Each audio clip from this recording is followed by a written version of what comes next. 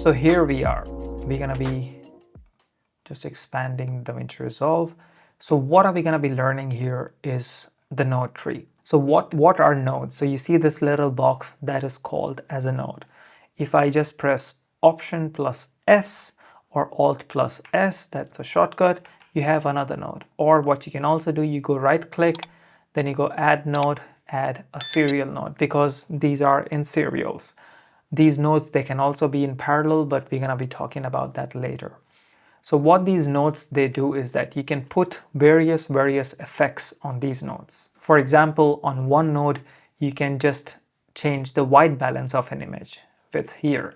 On one node, you can change the exposure of an image.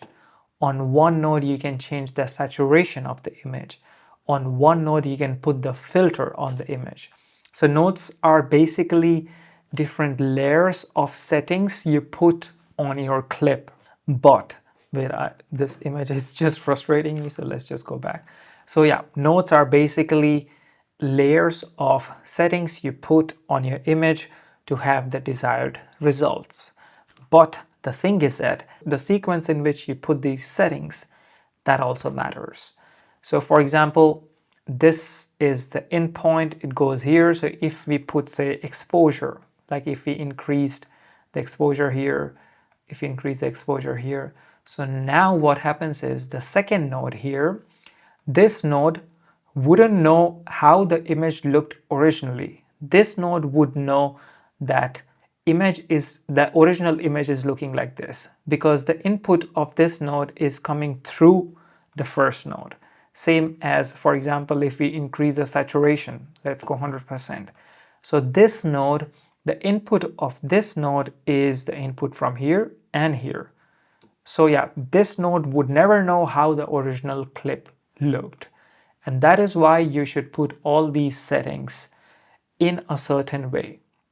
Because sometimes what happens is that if you put already the wrong setting in the front, in the first node, then if we do some other setting later, so that setting wouldn't have the effect how it should have, because the input of that node has been manipulated by the previous node. So that's why it's really important to have specific node settings. So what I did was reset all node stacks layers, or you can also do reset all grades and nodes, and then the image would come as how it was. So yeah, that was nodes, and of course this is the endpoint. So this is where the image comes in, green, and then here the image goes out, and you can have as many nodes as you want. So I'm just pressing Option S. You can go as many nodes as you want. And what I would do is reset all grade nodes. And what you can do is that, for example, if I right click, you can go add node, you can go add parallel. So then what would happen here is that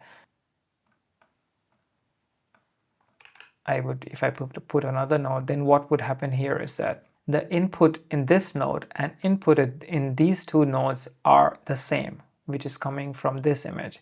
It's not that just because we put this node after this node, the input is coming from this node to this node. I hope it makes sense. So the input of this node is the same, the second node.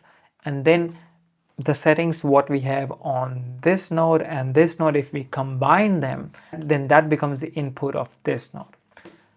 I know it's a bit complicated, but let's start color grading in the next section, and then I'm gonna be showing you how everything works and how all of this node tree works. So let's go.